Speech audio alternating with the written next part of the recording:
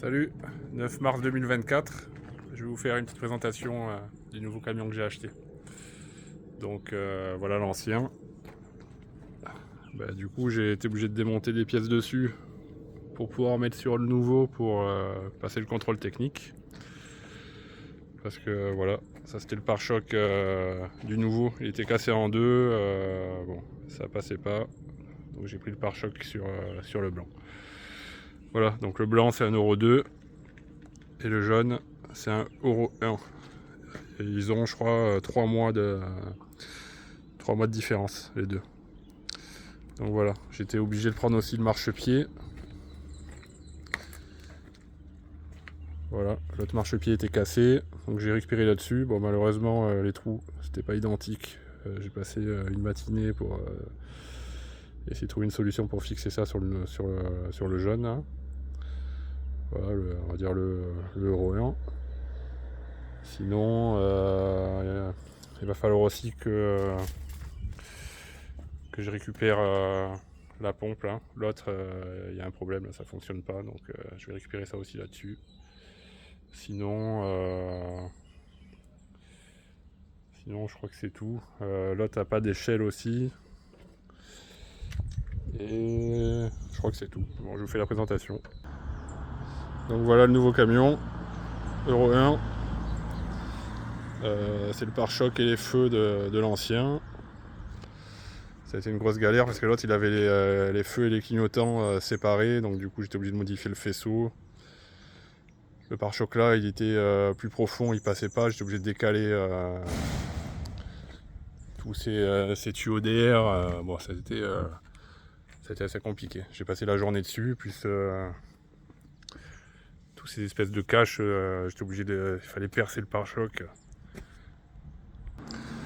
Voilà, il y a, je sais pas, au moins une vingtaine de trous qu'il fallait bien repérer, percer et tout. Ouais, c'était super galère.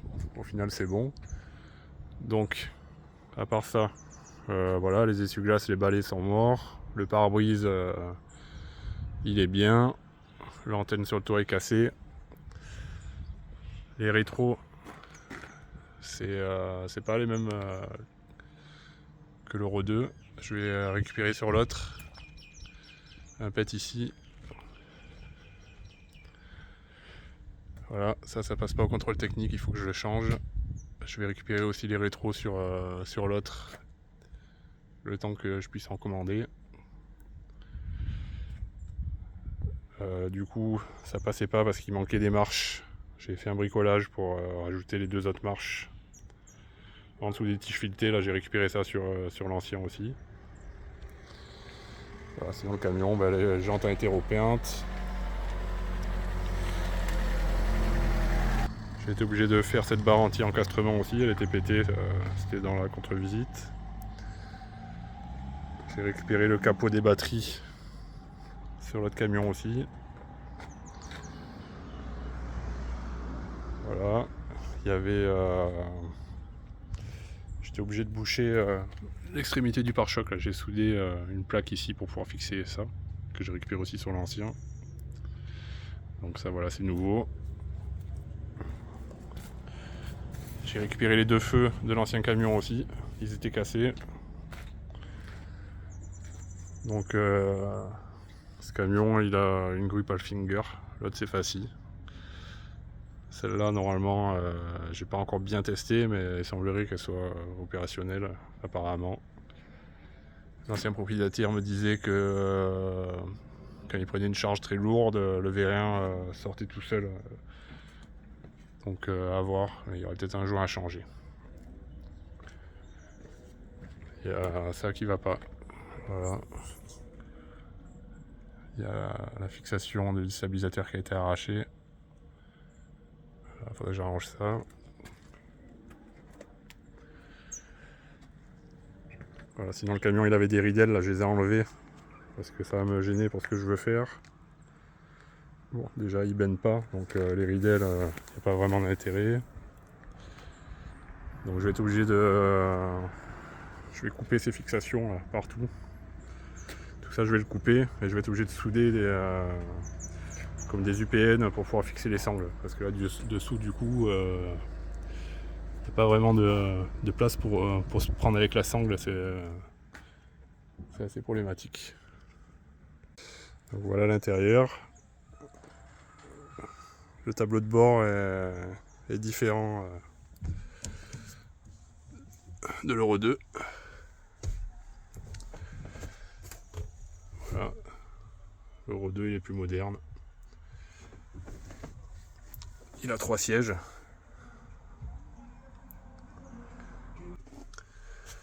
Donc il semblerait qu'il y ait la clim. Donc j'imagine que si on met en position numéro 3 c'est la clim, à voir. Quand je lèverai la cabine je regarderai, mais bon c'est déjà super galère là avec l'histoire de pompe, donc j'attends de voir pour voir si je vois le compresseur de clim et tout ça. Voilà. Sinon le levier de vitesse est différent. Lui le relais, il faut le monter et le descendre. C'est pas super pratique. Franchement le nouveau modèle de l'Euro 2, gauche-droite c'est beaucoup mieux. Ça c'est assez chiant. Toutes les vitesses vers l'arrière, elles tiennent pas. Donc la 2, 4, 6, 8, je suis obligé de tenir le levier sinon ça revient au point mort, c'est super galère. Donc bon, visiblement j'ai identifié le problème, ça devrait pas être très grave, mais voilà. Pas trop le temps tout de suite.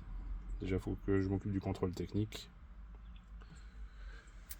Sinon à part ça c'est pour la vitre. Différentiel arrière 4x4. Ça je sais pas ce que c'est, ça non plus. Ça vitesse lente. Quand je roule, l'huile est au-dessus de l'huile elle est carrément, elle plafonne au-dessus du 5. Elle est à fond, comme si l'aiguille elle voudrait aller bien plus loin. Donc je sais pas s'il y a un problème au niveau, il y a trop de pression d'huile ou si c'est le capteur qui est défectueux, mais ça va falloir que je m'occupe de ça. L'huile elle est vraiment au taquet. Rien qu'au ralenti quand je suis revenu, elle allait juste un petit peu en dessous de 5, mais vraiment le petit trait qui est juste en dessous. C'était vraiment un max. Voilà, 120 985 km. Bon, je sais pas si c'est réel. Déjà quand je vois le tapis de sol qui est abîmé comme ça, et certains petits trucs, je doute qu'il est vraiment 125 000 km. Enfin 120 985. Enfin bon, en tout cas il y a tous les papiers et tout du camion, donc bon. Apparemment le suivi permet de confirmer que c'est vraiment le bon kilométrage. À voir. Voilà, sinon l'autoradio est en haut. Il y a un petit store ici et là. Là il y a le petit truc qui est pété. Il faudrait que je vois s'il y a une solution. Voilà, normalement c'est comme ça. Donc après on tire là-dessus pour le remonter. C'est pas mal. Le tableau de bord il est cuit par le soleil. Il est tout craquelé. Le volant aussi. Il est abîmé, contrairement à l'autre qui a le tableau de bord nickel et le volant nickel aussi. Donc voilà, il y a des petits. Il y a des trucs de bien sur un, pas bien sur l'autre, enfin de bien sur un, voilà. Il y a des trucs qui sont bien sur un et des trucs qui sont bien sur l'autre. Sinon, à part ça, bon, il y a quelque chose vraiment qui est super chiant aussi, c'est que du coup celui-là, je pense qu'il a pas le même nombre de pignons, enfin je sais pas comment on appelle ça, la couronne dans le différentiel doit pas avoir le même nombre de dents. C'est avec l'Euro 2 à 90, je suis dans la zone verte. Celui-là pour être à la fin de la zone verte, on va dire vraiment la fin de, pas le vert, hein, à côté là où il y a les tirés, donc presque à 20 000 tours, je suis à 70 presque. Si je veux être dans la zone verte, je suis à 65. Donc voilà, sur la 4 voies, c'est vraiment super chiant, quoi. Donc je sais pas encore ce que je vais faire, mais en tout cas, c'est bien dans la montée, mais sur la 4 voies, 65 dans la zone verte, c'est pas top top quoi. Voilà, sinon Komodo de ce côté il est pareil. Celui-là en fait, l'Euro 1, il a pas le Komodo ici qui permet de régler le régime moteur et qui permet aussi d'avoir le régulateur de vitesse et le limiteur de vitesse. Donc si j'ai bien compris, c'est que le Euro 2 il a vraiment quelque chose en plus, une gestion électronique au niveau de la pompe injection. Du coup celui-là, j'imagine que vu qu'il n'y a pas cette électronique là, ça peut pas commander la pompe injection, la pompe à gasoil. Là du coup c'est avec cette manette qu'on règle le régime moteur quand on active la prise de force. Donc quand on met la prise de force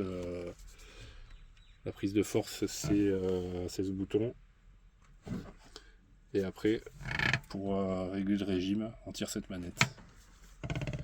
Voilà, contrairement à l'Euro 2 c'est électronique, hein, c'est au Komodo on peut jouer dessus pour augmenter le régime moteur.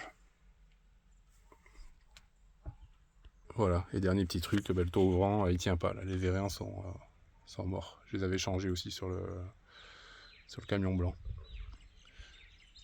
Voilà, sinon le capitonnage, bon, il est pas super propre. Mais bon, il est sale mais il est pas abîmé.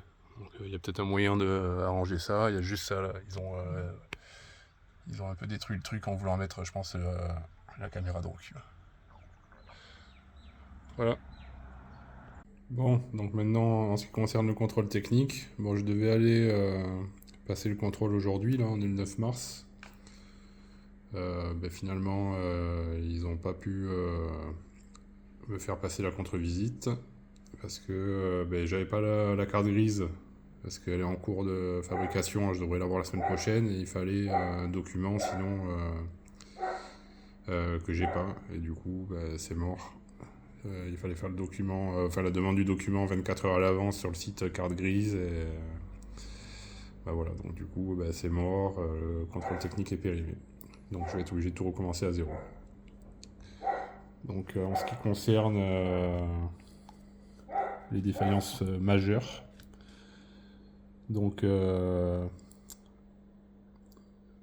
premier là, limiteur de vitesse absente ou non conforme. Ça j'ai trouvé dans les papiers, donc normalement c'est bon, c'est réglé. État de la timonerie de direction, capuchon anti-poussière manquant, gravement détérioré. Bon ça, il faut que je le commande, en attendant je vais prendre sur le blanc. En plus ce truc c'est super chiant à démonter, c'est serré à mort, il faut l'arrache-rotule et tout, bon, j'ai pas le choix. Je vais prendre donc la barre qui rentre les roues, plus la barre qui va pour la direction, il faut que je les enlève sur le blanc et que je les mette sur le jaune. Miroir fortement endommagé, pareil, c'est les rétros, il faut que je les récupère sur le blanc, mettre sur le jaune et commander. Phare, ça c'est réglé, c'est sur le pare-choc. Phare encore, c'est réglé. Feu de position avant, arrière, latéraux. Glace défectueuse arrière droite, ça j'ai pris sur le blanc, c'est changé, il faut que je commande. La même chose arrière gauche, c'est réglé. Tuyau d'échappement, apparemment il y a un trou, faut que je regarde ça, trouver une solution pour souder ou je sais pas quoi. Ça doit pouvoir se réparer facilement je pense, et j'ai pas regardé encore. Après ça c'est comment ça s'appelle, la barre anti-encastrement sur le côté là où il y a les batteries, ça j'ai refait la barre, elle était cassée. Arrière droite, arrière gauche, c'est les espèces de plaques que j'ai soudées sur les extrémités du pare-choc, c'est réglé. Marche-pied, c'est réglé. C'est pas fini, mais bon, quasiment. J'ai pris sur le camion blanc. Ça, équipement hydraulique non étanche. Bon, apparemment il y a une fuite au niveau de la prise de force. Faut que je regarde, faut que je fasse un coup de Karcher, essayer de voir où est la fuite. Voilà, ça va peut-être être un peu compliqué, mais bon, je n'ai pas bien regardé encore. Contrôle impossible des émissions d'échappement, je pense que s'il y a un trou sur l'échappement, il ne doit pas pouvoir contrôler l'opacité. Donc ça, faut juste boucher le trou. Notice descriptive absent non conforme. Moi j'ai trouvé le barré rouge dans les papiers, enfin c'est une photocopie. Donc j'espère que ça fera l'affaire, sinon il faudrait que je fasse une demande chez MAN. Suivi des réservoirs d'air. Bon, ça, défaillance mineure, ça n'empêchera pas d'avoir le contrôle technique. Pas bien grave, à voir si je peux arranger ça. Défaut d'identification, pareil. Une défaillance mineure. Garniture des paquets de frein. Bon, les garnitures arrière sont usées. Et c'est pas étonnant parce que j'ai remarqué que le ralentisseur il fonctionne plus là. Quand j'ai récupéré le camion il fonctionnait un peu et là il fonctionne plus du tout. Donc le gars il devait freiner à fond dans les descentes vu qu'il n'y a pas de ralentisseur, pas trop le choix. Donc faut que je change les garnitures. Je sais pas comment on fait, il faudra que je regarde. Et aussi surtout réparer le ralentisseur pour pas trop freiner. Plaque réfléchissante, bon, ça c'est un petit détail, et garde-boue pareil, à refixer. Donc voilà ce que j'ai à faire du coup pour avoir mon contrôle technique. Allez, salut!